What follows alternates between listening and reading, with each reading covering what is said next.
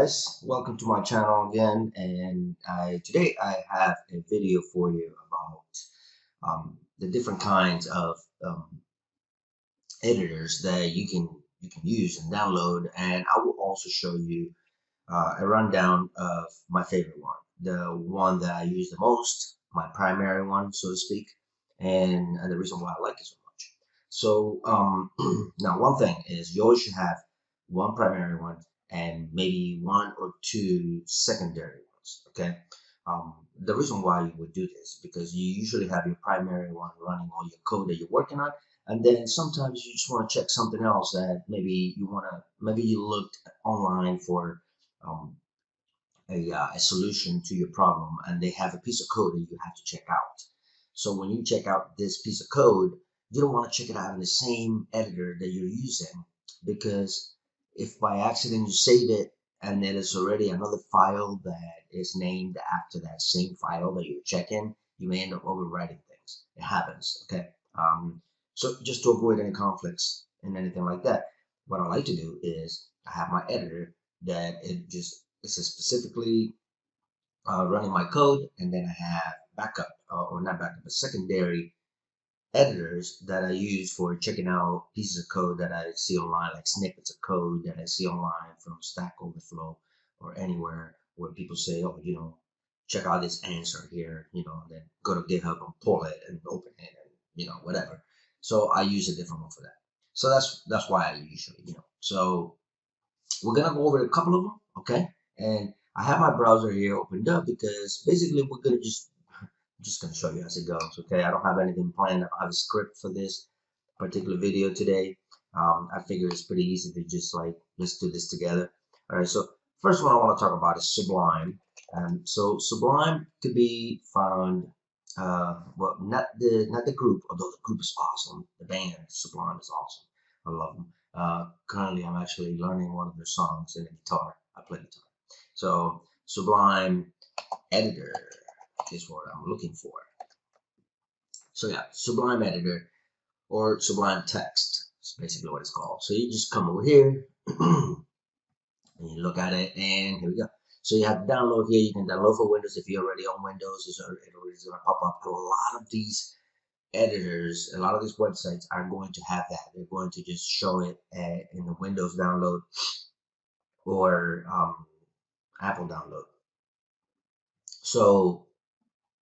So you can download it right here, and this is basically what it looks like. So it's kind of neat that these guys give you a look, like, ahead of what these editors end up looking like after you download them.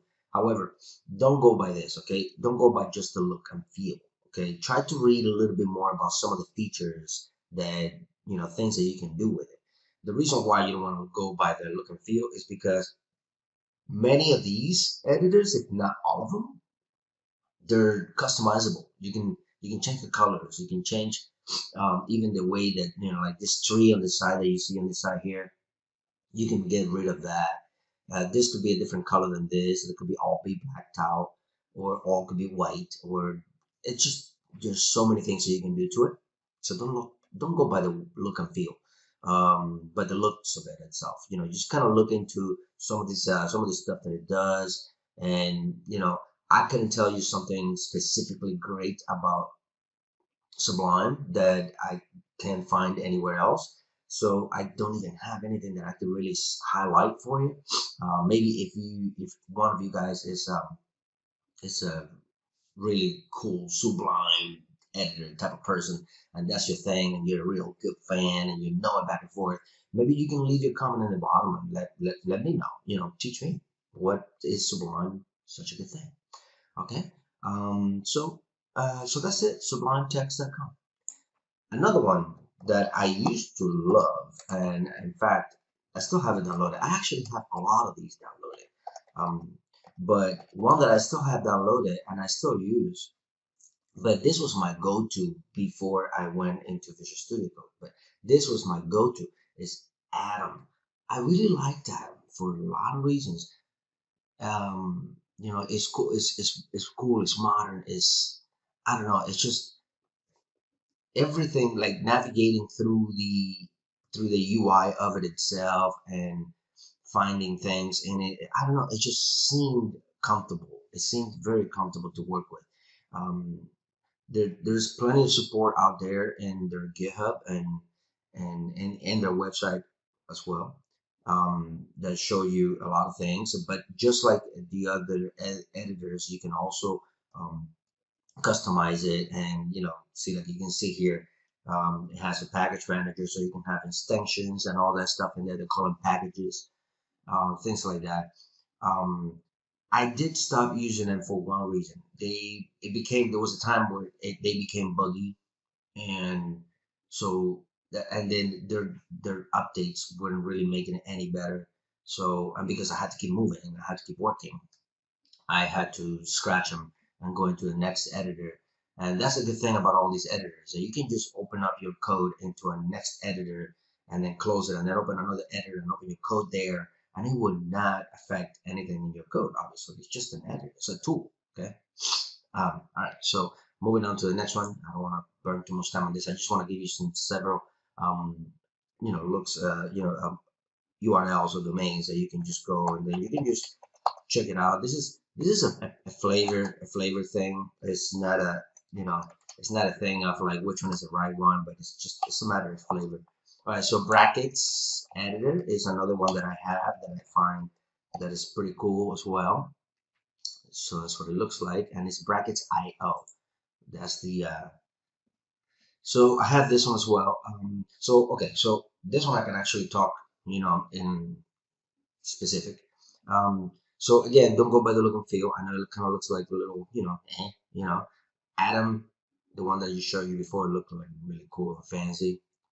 Again, don't go by that. You can change it. You can make this one look cool and fancy as well. So brackets, one thing about bracket that I like is that it's got this live server over here already built in. Okay. Now again, that's not something that you can be like, well, shucks, man, no. That's not something that you can only get with brackets and nobody else. No, that doesn't work that way. You can get that with anybody. You can download that same tool or feature in Atom or anywhere, Sublime, all of the ones that I just showed you. But they happen to have it already out of the box, so it's cool. It's just whatever. You can still have it anywhere. So don't go by saying, okay, well, they have the live server, that's a winner. You can still have it in the other ones. Okay, but this one already has it there. So okay. All right, so you can see it has all the tools there as well. It has that GitHub connectivity right there that you can just connect it right away, and then when you have the right connections to it and you click on it, it already starts pushing and pulling and doing all the GitHub connectivity that you need. Again, that's not just something unique to brackets. You can do that in other editors as well, but in some other editors you may have to download it and install it. This little code icon there that gives you like a little console, and it shows you what the console and the web developers do in the browser will show you. It shows you there. Also really cool. So brackets is kind of like my runner up. It's like my second in in preference. Okay, so that's that one. And now we're gonna go into the one that I actually like. Okay, the one that I actually not that I actually like, but the one that I actually use the most, my primary one, which is Visual Studio Code. Now, why do I use Visual Studio Code? And a lot of people are gonna say, well, okay, so you're showing me all this, but why your preference? Why do you prefer Visual Studio Code instead of other ones? Okay. Well, first of all, let me show you where you can download it. You go to code.visualstudio.com. Okay, and that's it. And then you just come over here. You can download for Windows or Linux or Mac or whatever you have. Download it, voila, let it run, open it up. Big deal. Okay, pretty simple. This part right here is pretty simple. All right, so we're gonna minimize this because now we're gonna talk a little bit more about actually how does this work? How does Visual Studio Code work, or why do I like it so much, and things like that. All right, so number one reason why I like it so much, and not number one reason, but just first one, I guess I want to talk about is because I don't have a word for it, but basically what I'm saying is it's because of the popularity. There you go. That's the word I'm looking for. Popularity. It's because of popularity. A lot of other people out there are using it. Okay, so now why is that helpful? Is because if I'm watching another tutorial, yes, that's right. I make tutorials. I also watch other people's tutorials. I do. There's nothing wrong with that. We all learn from everyone. It's fine. It's cool. Just, I learn from other people. I don't know every language in the world. Okay. So yeah, I learn from other people as well. And then, I may just make a tutorial out of my own after I learn something. Then I go and make my own thing, make my own research, and make a tutorial for you guys on my own opinion about things. Anyway, so yeah. So, where was I? Oh, yes. So yeah, popularity. A lot of people are having the same, are using Visual Studio Code. It's very, very common. It's very, very, very used by a lot of developers out there. So when they're using theirs and then you start seeing things that they're doing and then you try to do your own, sometimes it's better when you have the same thing that they have, the way that they write their code, because some editors behave differently. Okay, so it's cool to have the same thing they have. So that's one. Second, I like the construct of it. I like the design of it. Okay, it may look like right now I don't have anything pulled open here, so I can show you an action. But I'm gonna open a piece of code here just so you can see everything about it, every piece about it. So if I open a folder, open a folder, where? uh, I don't know. Does it matter? I'll just open that. It doesn't really matter which. I'm not gonna really code anything, and I'm not going to adjust any coding or work with any coding. Just,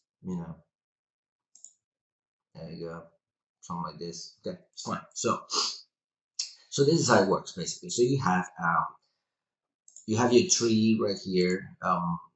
You're basically this is where your files and your root files and everything. Excuse me, my voice is a little raspy. So this right here shows you what you have open. So like if you have a bunch of tabs open right here, a bunch of files open, it will show you here. So you don't have to scroll left and right. You can show them right here. Then here it shows you actually the main root folder and all of its content, all of its files, all the the way you have your your project set up with all the files and folders and all that stuff, whatever. Okay. The outline I don't really use much. I don't really know what it does. It does the timeline. I don't really use it, so don't worry about it. Go here is the that whatever they call it. I don't even know what they call this. It's like a viewer. It's like a side viewer. Basically, all it does is it just helps you. It's like a scroll bar at the same time, and it helps you get to places like a lot faster instead of having to like do all this. You can just like go straight there. So it's pretty cool. Obviously a term, a file menu over here, a regular menu, you can go through things. But the coolest thing here is that, not the coolest thing, but one of the coolest things that I like about it is that the extensions right here. So if you go to the extension, let's just go there. So if you go to the extension, you have this recommended and enabled. So these are the ones that I have enabled already. These are the recommended ones, depending on. So it's kind of like it has a mind of its own. It knows what you have installed, and then it also recommends, depending on what you have installed. This recommended right here will reanalyze your extensions and start making its own smart list, I guess, of things that you may need. I'm not saying go ahead and go crazy and install everything you see here just because they recommend it.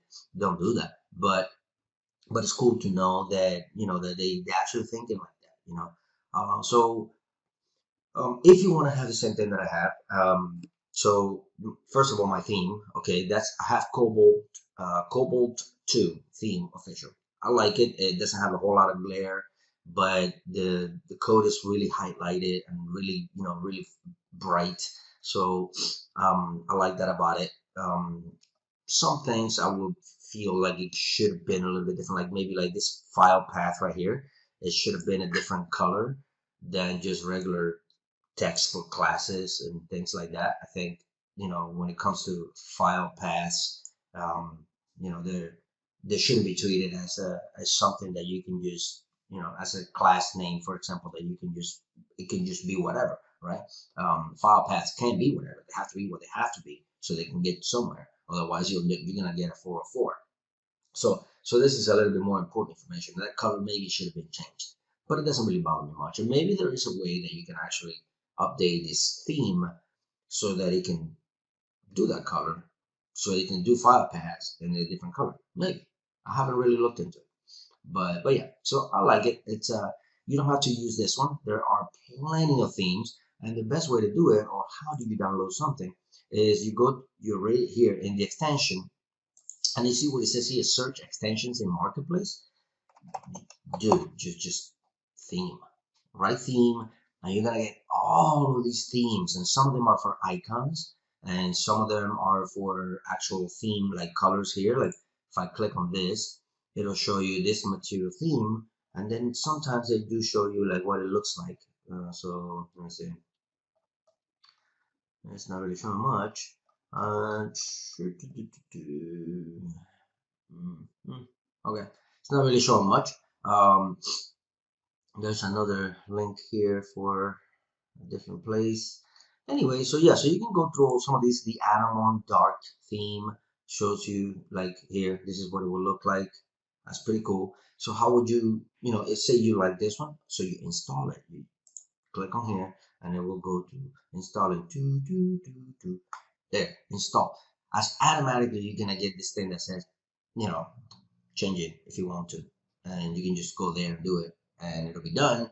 Or you can do it later. So let's say you don't want to do it right now, and you can just ignore it, okay? And you just keep installing stuff like icon things, for example. You can go to this icon thing, and then you see all these icons that will replace these icons right here that you see on the side here to make it look like that. I'm not sure if these are the ones that I'm using right now, but I know it's already installed. And I know that it's already installed because it says, it doesn't say install here. As you can see, it has a little wheel there. It doesn't say install. And it says uninstall. So, which, by the way, this is how you uninstall something. You go to your extensions, and there should be in the extensions, oops, if you double click at the panel hides, by the way. So, yeah. So, in the extensions, let me just take that out. There we go. These are the enable ones. These are the ones that I have on. So if I want to, if there's something I don't like, I want to get rid of, I can just click on it and it'll go straight to the one, and then just uninstall and it's done. Okay. It's a good idea after you install or uninstall any type of extension to restart, just To Decode and just, freshen it up. That way some things, take effect. So just do that if you have to. Okay. So, all right, so enough about the themes. I mean, those are pretty easy to figure out, so you can just do that on your own. And a lot of these things, that's one other thing I want to tell you. A lot of these extensions that you will download, they're already customized for you. Very few of them require you to do some kind of configuration. A lot of them are already self-configured enough to work the way you need it to work. So that's good. Okay. All right. So get away. Why is this not closing? Just keep it there. There we go. All right. So I'll walk you through the ones that I have, and then you can just go ahead and just add more if you want to. Just be careful, because when you have a lot of extensions, sometimes some extensions may clash with other ones and cause some bugs within the UI of the editor. So auto import. So the auto import is great for when you're working with React, for example. And basically, you don't have to go to the import up there and then import Axios from Axios, something like that. If you're going to use Axios and you already have it downloaded in your npm on your no modules package, you can just go straight to your code and start declaring Axios. And as soon as you declare Axios, this auto import is going to realize that you just declare a package that you already have installed, but that you haven't declared, imported it up on the top. So it will import it for you. It will automatically add on the top, import Axios from Axios. So that's pretty cool. Doesn't work 100% of the time on everything, but it's cool that it does that sometimes. So you just got to make sure that, I do it. I think it's cool, but either way, after I do my own code review, when I'm ready to push something to my code repository, I always make sure that these imports are correctly. So don't rely on it 100%, but it kind of does speed things up a little bit. All right, so the auto rename tag, this is a pretty easy one. Basically, it tells you here in the video what it's doing. So it's changing this A to something, and then you can see how it's changing at the end of it. So this div to test div, not that that will work. This is a stupid way to show it because these are not really. Okay, so what he's meaning to do is that, for example, if you change this div right here, hello, to actual h1, hello, you can just change the first one, the first div right here to h1, and it would change the closing one. Now, that may seem like, oh my God, that's like stupid. Okay, yeah, in something this small like that, it is. But when you have a line of code that is like, for example, like this file, see how long it is, right? Like it's long, long, long. It gets even worse when it's something like a JavaScript file that is like really, really, really long. And I haven't been in this project in a while, so I couldn't even tell you. Okay, now this is a minify one, so it's not a good example. And so is this one. So yeah, I couldn't show you right now. I would, but there are folders or files or whatever that that the opening bracket and the ending bracket of that piece of code are really spaced apart with a bunch of code nested inside it. So it's pretty cool that you can just change the opening tag, and you don't have to go down there and find where the closing tag is and change that one. Because if you end up closing the wrong one or changing the wrong one, the wrong closing tag, yeah, the wrong closing tag, then you will end up screwing up the entire thing, because now you just made the opening tag for one thing and then made the closing tag for a different code, a different block of code, and that would just end up screwing everything up. So the auto tag automatically finds this closing one, so that's pretty cool. All right, so that's outer rename tag. Better align. So what better align does is basically just it aligns everything under the header of that block of code.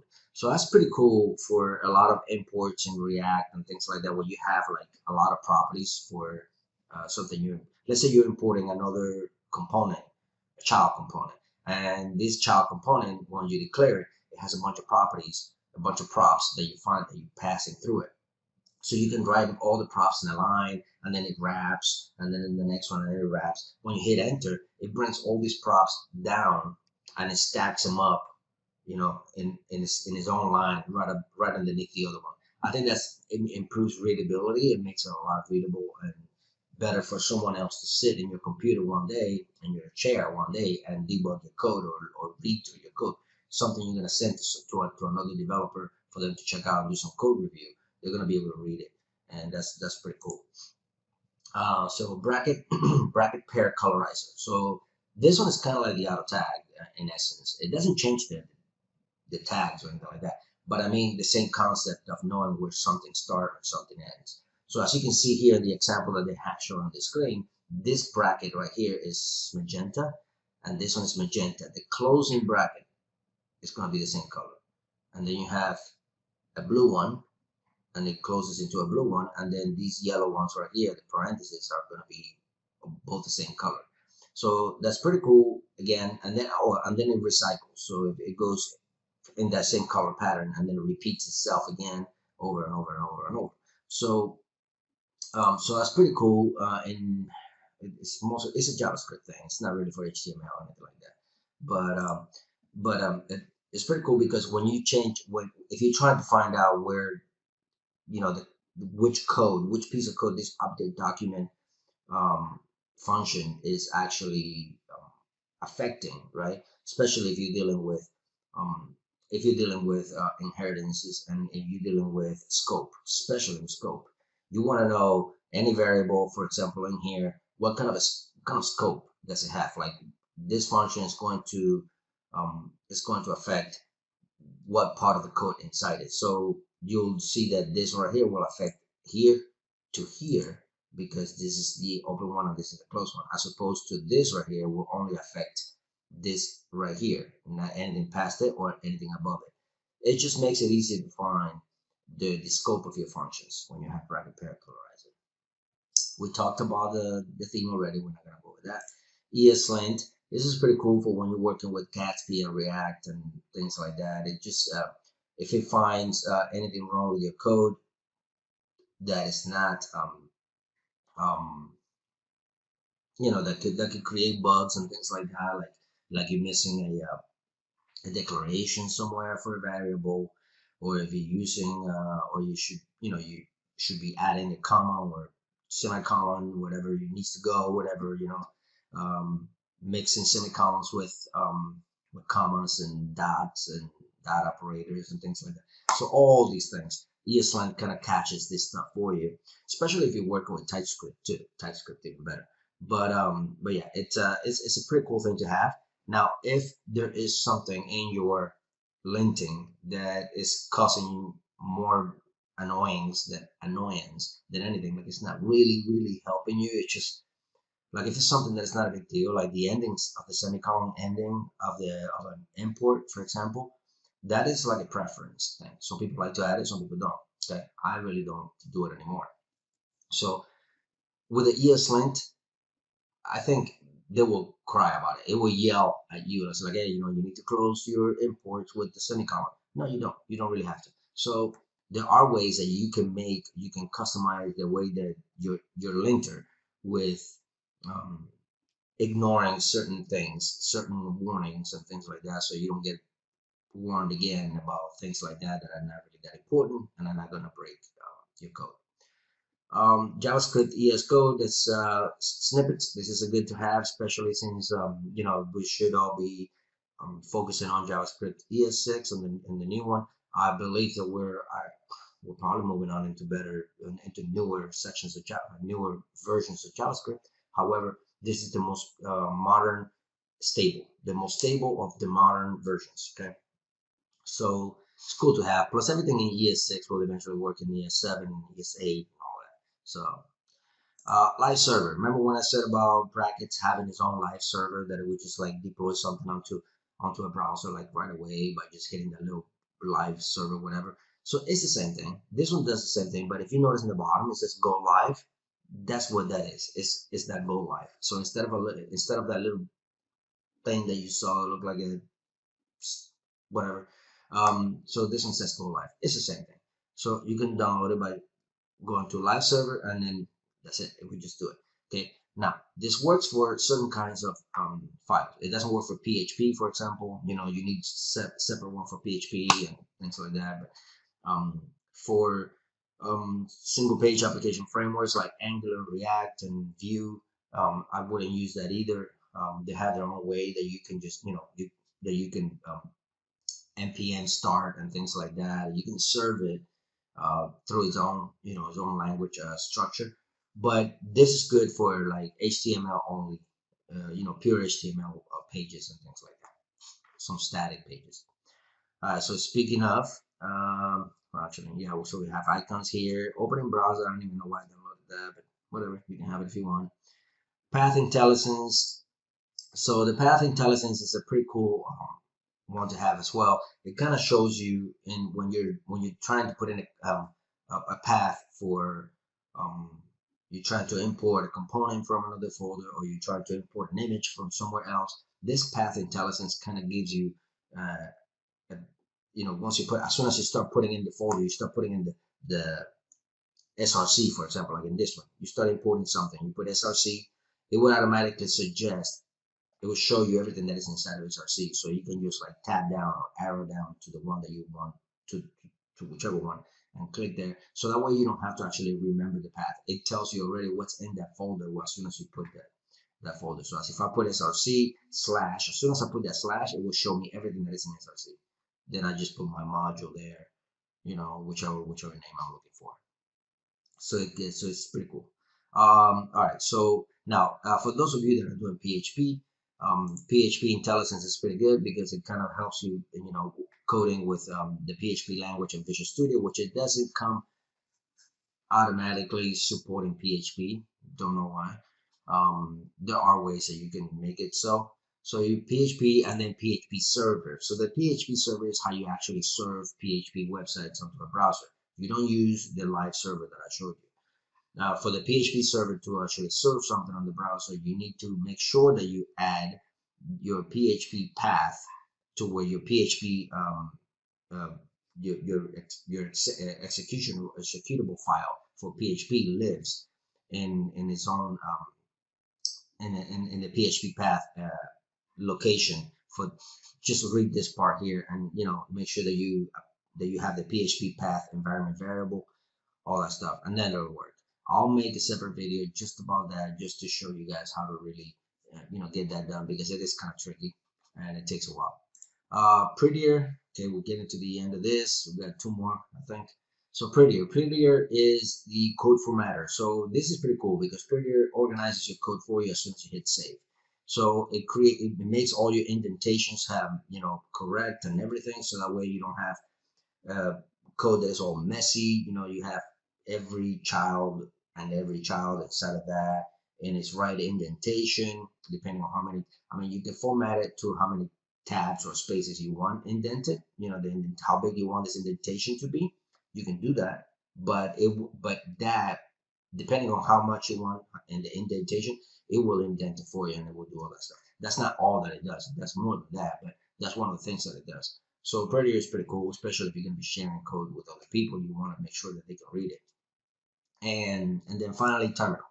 So Terminal is awesome. It opens this little icon in the bottom that says Tool Toggle Integrated Terminal. So you click on that, and it basically shows you the terminal so that you can you can work on your npm commands here, so you can upgrade, add more packages, install packages to your npm node modules folder, and make sure that you use them into your project.